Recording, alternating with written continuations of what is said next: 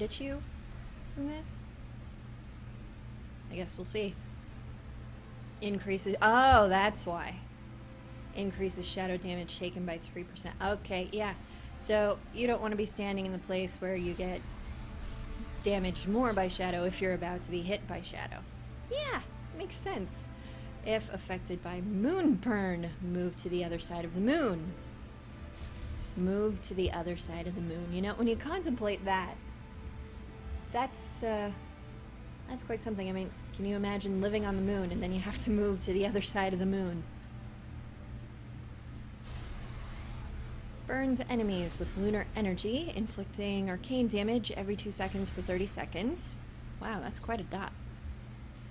Triggering astral purge will remove moon burn. Tripping over my tongue here. Defeat the moon talon before deathly screech becomes lethal. I'm guessing that's an ad. At low health, moon talon begins screeching, inflicting shadow damage to all nearby enemies. This damage increases by 25% every time it is cast. Fun! If Umbra Suffusion or Lunar Suffusion stacks get too high, move to the other side of the moon to clear them.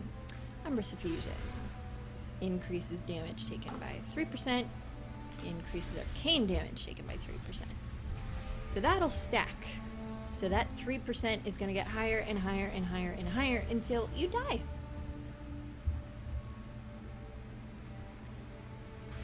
Targeted by Rapid Shot, Moonburn, Umbra, and Lunar.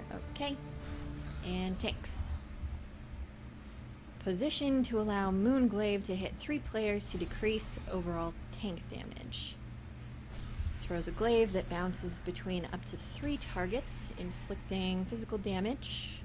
First target hit has Discorporate applied to them, decreasing all healing and absorption taken by 75% for half a minute. Triggering Astral Purge will remove Discorporate. If affected by Moonburn, move to the other side of the moon. Avoid taking too many stacks of Lunar Fire. Burns the target. Arcane Dot. And, don't get too high of the stacks.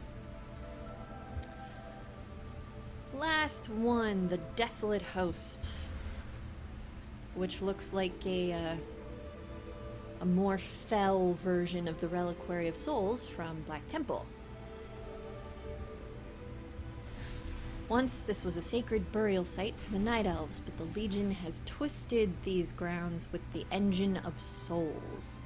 This foul machine draws upon the energy of the dead, twisting them into abominations.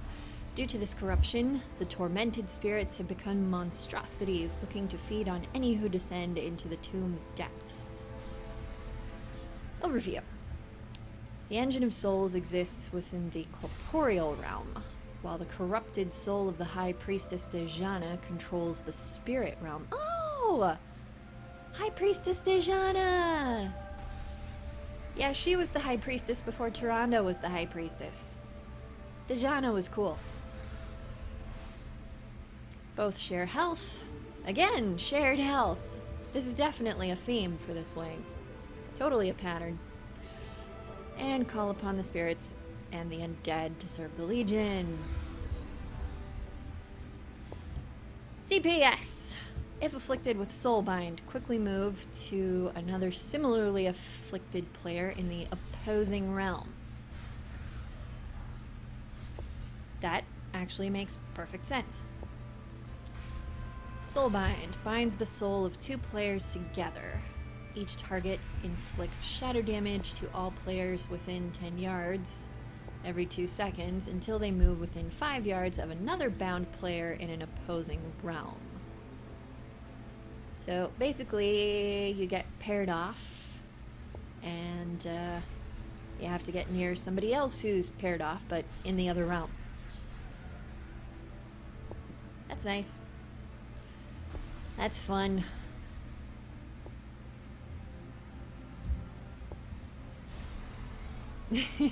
Woo! Yep, I agree.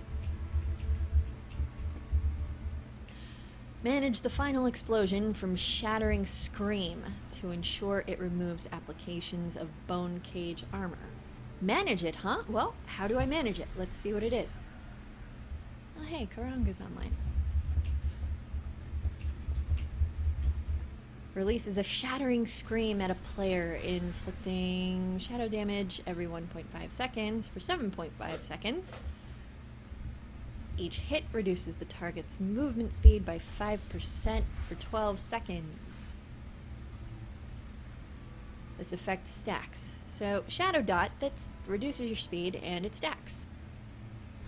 Upon reaching 5 stacks, it explodes and removes Bone Cage armor from all targets within 8 yards.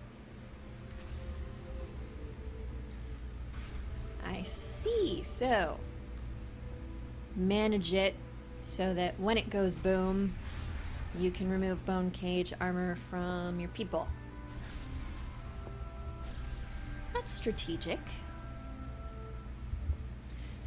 Bone Cage armor at 50% health remaining. Bones surround the caster, reducing damage. Oh. Okay. Being struck with Shattering Scream removes this effect. Well, now I don't know if the armor is on the boss or the people, but I guess we'll see. Healers. Players in the spirit realm will require large amounts of healing while Wailing Souls is occurring.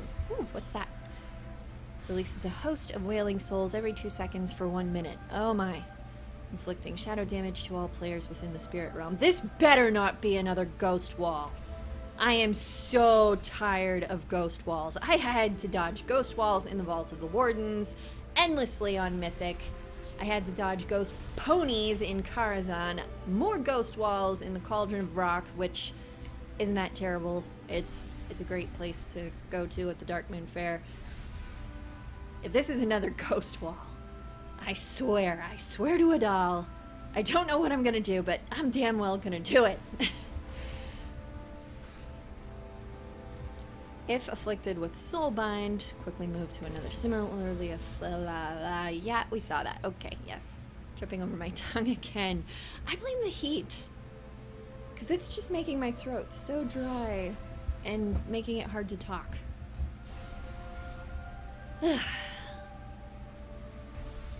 Manage the final explosion. Bone Cage armor. If targeted with Tormented Cries, attempt to aim the blast away from other players. Oh, what's this? Because if it's aimed, I may have to run. Marks a player and blasts a cone of tormented magic at the target, inflicting shadow damage. This damage is increased by 300% if target is already standing within Tormented Cries. Remaining within the Tormented Spirits, inflicts shadow damage every 1 second and silences the target. So avoid that area there. Alright. Okay. So, that is the rundown. That's not the button I wanted to push. Looks like we're ready to queue.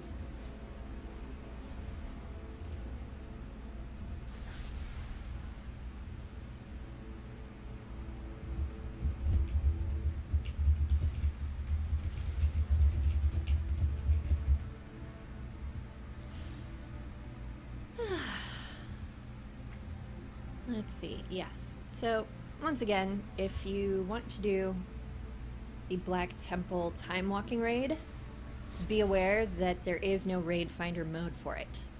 You don't queue for it like you can queue for the dungeons. You have to actually go to the place and do it like an old-fashioned raid. Back in the Burning Crusade days, there was no raid finder, there was no group finder, there was no LFR. You had to know somebody who knew somebody who knew somebody, and you had to all get together and crawl through it. And this is actually why I never got to enjoy this raid while it was current content, because I was not a raider back then. I did not do raiding, so I don't know exactly what I'm in for. It's exciting. I mean, I do have some idea of what I'm in for, having gone through there for pets, prizes, mogs, things. But it is going to be very interesting, and I am quite confident it's going to be very fun. So if you want in on this, people of the Horde, talk to me. Get your spot. Because this is happening. And as you can see, for the weekend here, the Midsummer Revelry event, I will be hosting the Hearthstone tournament for that. If you would like to enter into the Hearthstone tournament, please be sure to message me or check my post about it on the Hearthpwn forums for the rules on deck building, signups, where you need to be, what you need to do. There will be prizes.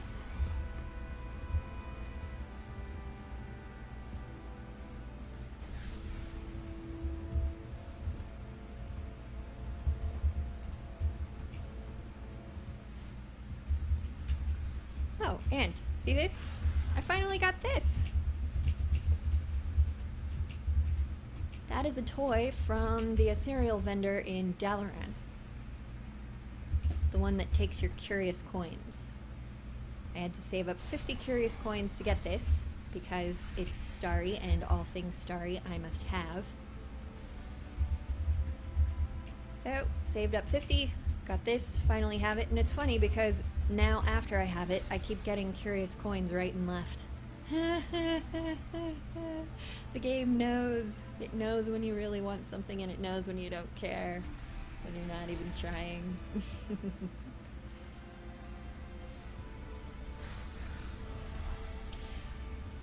And before you get any ideas of mounting up your Astral Cloud Serpent or your Celestial Steed, be aware that it does not persist through mounting. It does not persist through mounting. Sadly, you have to dismount. But it does match all your starry pets. Ta-da!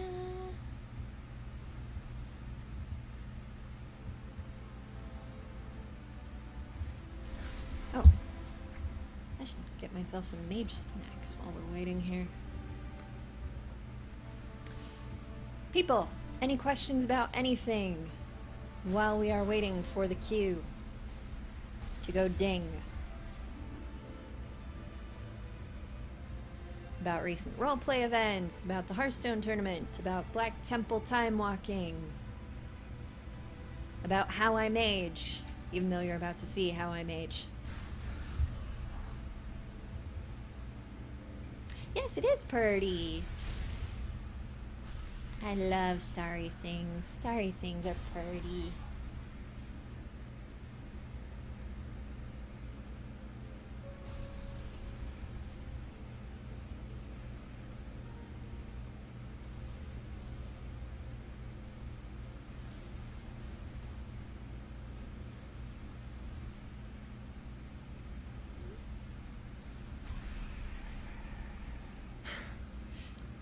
Okay, just checked my text messages. I got called to ask if my stream was over. No, it's not over.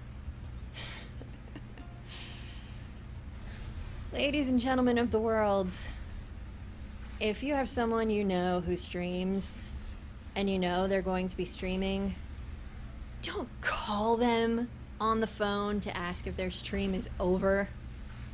Because that's just rude. Because if it's not over, you just phoned them, and they could be fighting for their lives against some super elite boss. Don't do it.